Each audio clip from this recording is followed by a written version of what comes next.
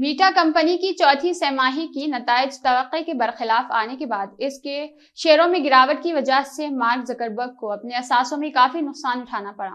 ان کی نجی دولت 29 ارب کم ہو گئی، جو اب تک ایک دن میں کسی بھی جائیداد میں ہونے والی سب سے بڑی گراوٹ میں سے ایک ہے۔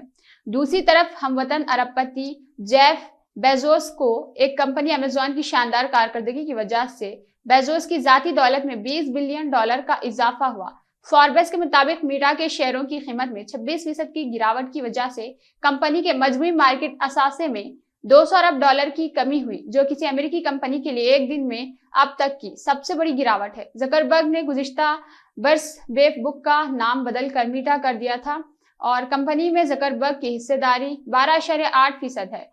فوربس میگزین کے مطابق میٹا کے شیئروں میں گراوٹ کی وجہ سے کمپنی کے بانی اور CEO زکربرگ کی جائیداد گھٹ کر $85 ارب رہ گئی۔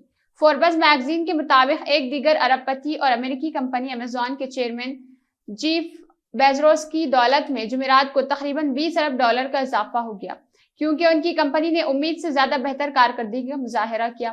ای کامرس کمپنی امیزون میں جیف بیزوس کی تقریباً 9.9% حصہ داری ہے۔ امیزون نے ایک الیکٹرک گاڑی بنانے والی کمپنی ریویان میں حال ہی میں سرمایہ کاری کی تھی، جس کا اسے فائدہ ملا اور اس کی چوتھی سہ-ماہی کا منافع بڑھ گیا۔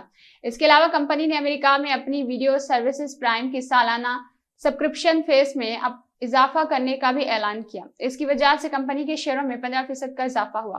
اکتوبر 2009 کے بعد سے کمپنی کی آمدنی میں سب سے زیادہ اضافہ ہوا ہے۔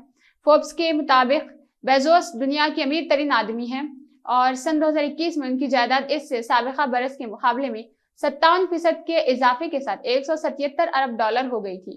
اس کی بڑی وجہ کورونا وائرس کی وجہ سے لاک ڈاؤن کے دوران لوگوں کا بڑے پیمانے پر آن لائن شاپنگ پر انحصار بتایا گیا ہے۔ زکربرگ کو ایک دن میں ہونے والا نقصان اب تک ایک دن میں ہونے والے سب سے زیادہ نقصانات میں سے ایک ہے۔ گزشتہ برس نومبر میں امریکی صنعت کار ایلن مسک کو ایک ہی دن میں $35 ارب کا نقصان ہوا تھا۔ ایسا اس وقت ہوا تھا جب مسک نے ٹویٹر پر پوچھا تھا کہ کیا انہیں اپنی کمپنی ٹیسلا میں 10% کی حصہ داری فروخت کر دینی چاہیے۔